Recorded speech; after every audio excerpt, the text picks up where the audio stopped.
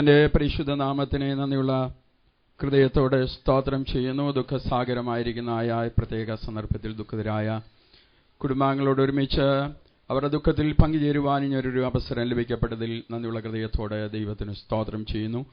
കഴിഞ്ഞ 85 സംവത്സരം ലോകത്തിൽ വലിയ പ്രത്യാശയോടെ ജീവിപ്പാൻ വാത്സല്യ മാതാവിന് ദൈവാവസരം നൽകിയല്ലോ. ദൈവത്തിന്റെ സമയമായപ്പോൾ വേദനയും ദുഃഖവും ഭാരമില്ലാത്ത ദൈവസന്നിധിയിലേക്ക് വിശ്രമത്തിനായി വിളിച്ച് ചേർത്തിരിക്കുന്നത് കൊണ്ട് ഞാൻ ദൈവത്തിന് സ്തോത്രം ചെയ്യുന്നു. വേർപാട് മാനുഷ്യമായ നിലയിൽ ദുഃഖമുളവാകുന്നതാണല്ലോ. എന്നാൽ അതിലുപരിയായി ദൈവോധനത്താൽ നമുക്ക് നൽകിയിട്ടുള്ള പ്രത്യാശയ്ക്കും ധൈര്യത്തിനായിട്ട് ഞാൻ ദൈവത്തിന് സ്തോത്രം ചെയ്യുന്നു. പ്രിയ റജി പാസ്റ്ററുള്ളായ ബന്ധത്തിൽ ഈ ഭവനത്തിൽ ഒന്നിലധികം പ്രാവശ്യം കടന്നു വരുവാനും പ്രാർത്ഥിപ്പാനും പ്രിയമാതാവിനെ പ്രിയപിതാവിനെയൊക്കെ കാണുവാൻ എനിക്ക് അവസരം ലഭിക്കപ്പെട്ടിട്ടുണ്ട്. മക്കൾ പ്രിയ റജി പാസ്റ്റർ കർത്താവിന്റെ പേരുള്ള ബന്ധത്തിൽ പ്രവർത്തിക്കുന്നല്ലോ. ഞാൻ നന്ദിയുള്ള ഹൃദയത്തോടെ ദൈവത്തിന് സ്തോത്രം ചെയ്യുന്നു. മലയോര പ്രദേശമായ മുണ്ടൻപാറയിൽ ഏറിയ വർഷങ്ങൾ കർത്താവിനെ സേവിച്ച് ഈ പ്രദേശത്ത് കടന്നു വന്ന് ഭൗതികമായ ആത്മീയമായ നന്മകളൊക്കെ ജീവിതത്തിൽ കാണുവാൻ പ്രാപിപ്പാനിടയായതുകൊണ്ട് ദൈവത്തിന് സ്തോത്രം.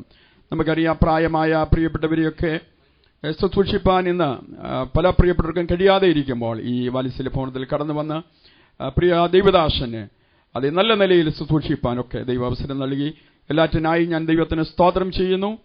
വെളിപ്പാട് പുസ്തകം 14-13 വാക്യം നാം ഇങ്ങനെ വായിക്കുന്നു, എഴുതുക: ഇന്നു മുതൽ ക്രിസ്തുവിൽ മരിക്കുന്ന വ്രതന്മാർ ഭാഗ്യന്മാർ, അവർ തങ്ങളുടെ പ്രയത്നത്തിൽ വിശ്രമിക്കേണ്ടതാകുന്നു, അവരുടെ പ്രവൃത്തി അവരെ പിടിച്ചൊല്ലുന്നു എന്ന് നാം ദൈവത്തിൽ വായി. ക്രിസ്തുവിൽ മരിക്കുക. എല്ലാ മരണവും ഭാഗ്യകരമായ മരണമല്ല. ക്രിസ്തുവിൽ ജനിച്ച് ക്രിസ്തുവിൽ ജീവിച്ച് ക്രിസ്തുവിൽ മരിക്കുന്നത് എത്ര ഭാഗ്യകരമായ അവസ്ഥയാണ്. ഒരിക്കൽ ബലിയാൻ പ്രാർത്ഥിച്ചു, ഒരു ഭക്തൻ മരിക്കുന്നത് പോലെ ഞാൻ മരിക്കട്ടെ. എന്നാൽ ഭക്തൻ ജീവിച്ചതുപോലെ ജീവിക്കാതെ ഇരുന്നത് കൊണ്ട് ഒരു ഭക്തന്റെ അന്ത്യം പ്രാപിപ്പാൻ കഴിഞ്ഞില്ല.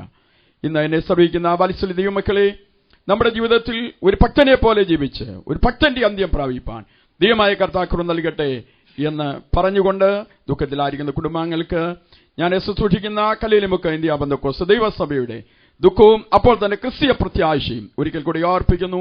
നമ്മുടെ കർത്താവ് വരും, അന്ന് മൺമറഞ്ഞ വിശുദ്ധന്മാരെ കാണാം. പ്രിയമാതാവിനെ നിശ്ചയമായി ഉയർപ്പിന്റേതായ ആ പുൻപൊലരിയിൽ നമുക്ക് കാണാമെന്നുള്ള പ്രത്യാശ ഉള്ളതുകൊണ്ട് ദൈവത്തിന് സ്തോത്രം ചെയ്യുന്നു. സർവശക്തനായ ദൈവം നമ്മേവരെയും ധാരാളമായി ആശ്വസിപ്പിക്കുമാറാകട്ടെ. കൊയറൊരു ചരണം പാടും.